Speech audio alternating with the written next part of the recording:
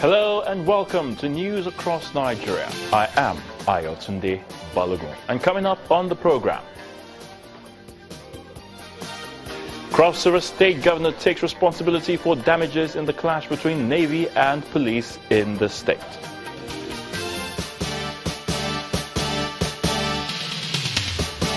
Youth in Bayelsa State protest against corruption.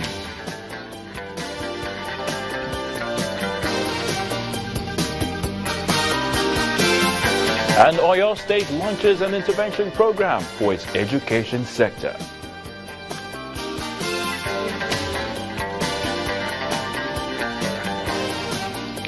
The clash between men of the Nigerian Navy and the police in Calabar, the Cross River State capital, yesterday has left many residents of the city in shock. But then the state governor, Ben Ayade, has intervened to calm frayed nerves. The governor, who convened an emergency security meeting over the matter, gave an assurance that government will take responsibility for all the damage incurred following the incident. The IBB Way in Calabar, Cross River State capital, is busy again with people going about their businesses. On Tuesday, the street was deserted as people were forced to remain indoors following a clash between men of the Nigeria Police and the Navy. Residents say they are shocked seeing the aftermath of the violence. The police station burnt down, walls littered with bullet holes, vehicles are not spared.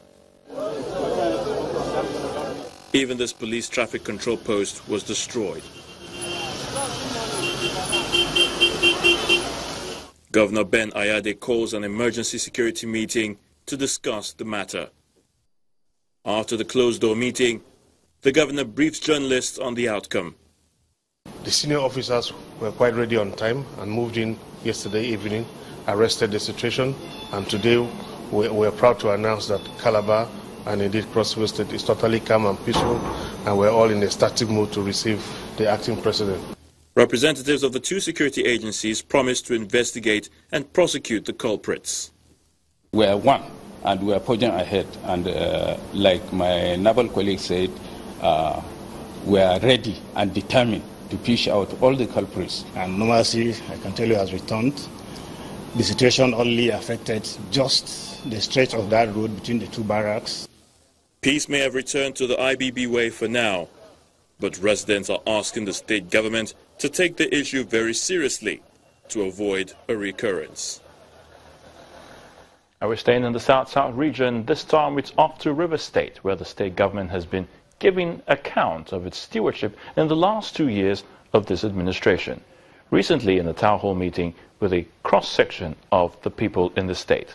Now, Governor Nyesom Wike said apart from the milestones achieved by his administration in the last 2 years, the government will continue to invest massively in infrastructure and other sectors of the state.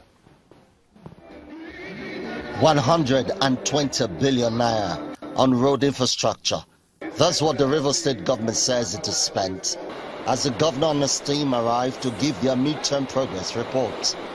Wife of the former president, Goodluck Jonathan, government officials, traditional rulers and political leaders are also here. Governor Wike steps forward to render accounts. Apart from clearing the backlog we inherited, we have ensured regular payment of salaries to civil servants and pensioners and fund contractual projects as well. This has contributed in no small measure not only to stabilize the state economy, but also insulated us from the vagaries of external shocks. Also, our unprecedented investment in the development of infrastructure are invigorating growth in the service sectors, leading to an emerging economic boom, especially in tourism and hospitality businesses. And then he unveils the full report that contains work done in the area of infrastructure, health, education, housing, and other sectors.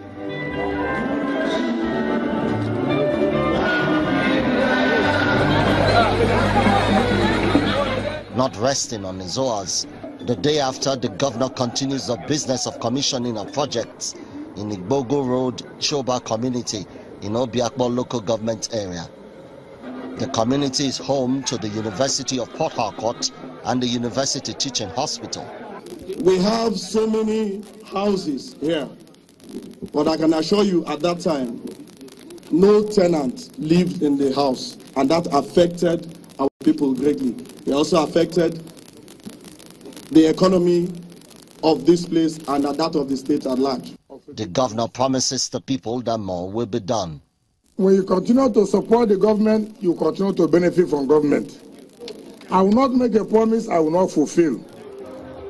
Expectations are high that the next 2 years of the present administration in the state will witness more development for the people. Emmanuel Irei, Channels Television News. And we have more from the Niger Delta region, and this time it is set to witness more growth with 2 new agreements between the Niger Delta Development Commission, NDDC, and some of its technical partners. The Memorandum of Understanding with the Market Development Project and Facility for Oil Sector Transparency and Reform are expected to foster sustainable development in the region. They also reflect the new management's plan to entrench transparency and accountability. The first set of agreements was signed with the Facility for Oil Sector Transparency and Reform in Nigeria.